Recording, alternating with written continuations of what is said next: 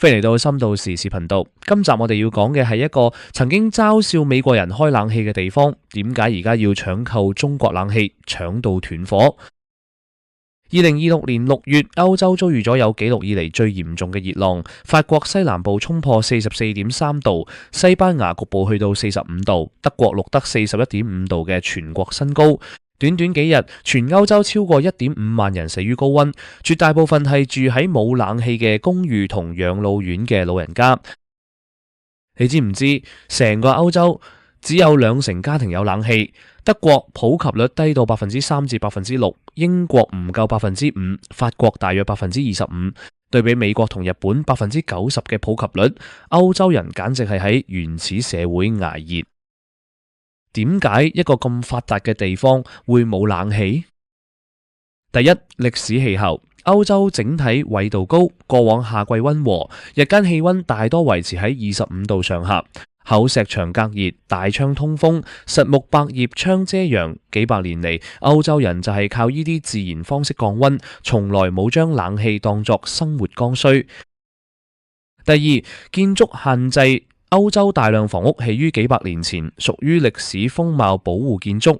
巴黎市政廳嚴禁歷史街區外掛冷氣機，倫敦保護區住戶連電線外露都要報批。你申請安裝分體機，3個月後可能收到巨函，破壞百年建築外立面美感。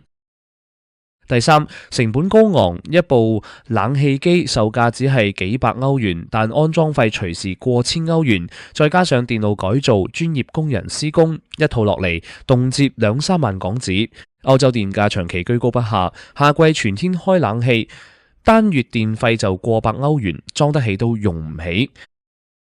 第四，繁瑣法規。喺法國，安裝冷氣外機要經市政廳審批，公寓樓仲要業主大會投票。行政效率底下，由報批到獲批動輒1-2個月，等到批文落嚟，夏天最熱嗰陣可能早已經過咗。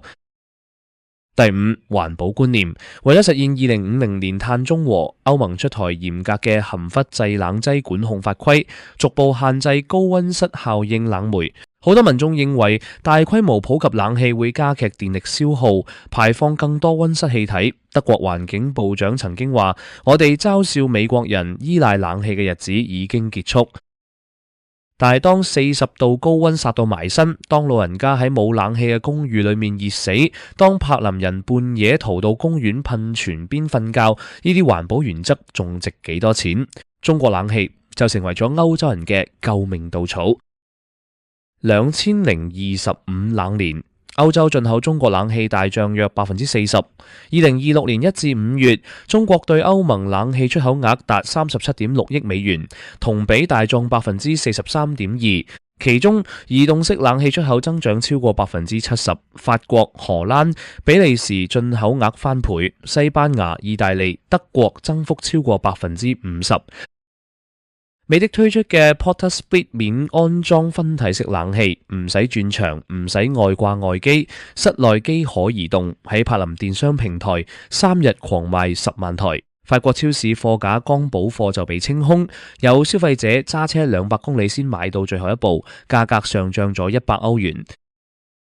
呢波熱潮下，中國企業訂單猛漲，佛山、寧波、青島、蘇州等地出口量大幅提升，有廠商連夜增開產線，直攻歐洲。可以喺意大利推出免費基礎安裝套餐 ，TCL 同本地服務商合作分期付款，將安裝費減到傳統方案嘅1/3。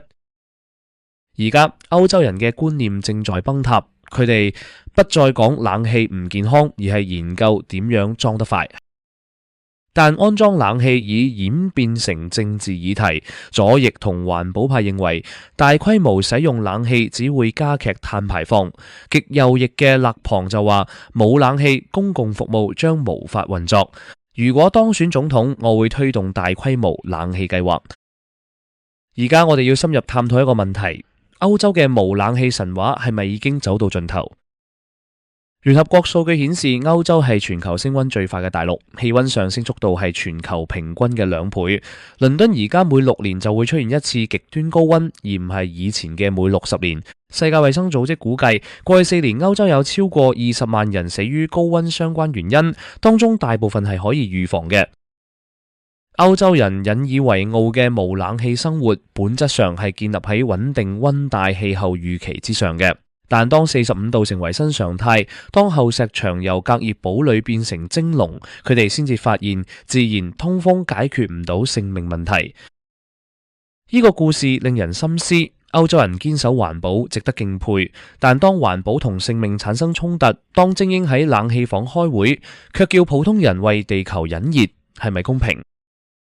中國製造嘅冷氣唔單止係賣緊產品，更加係賣緊一種生存權。當歐洲人發現過去排斥嘅中國產品而家竟然可以救命，佢哋對中國製造嘅認知已經徹底改變。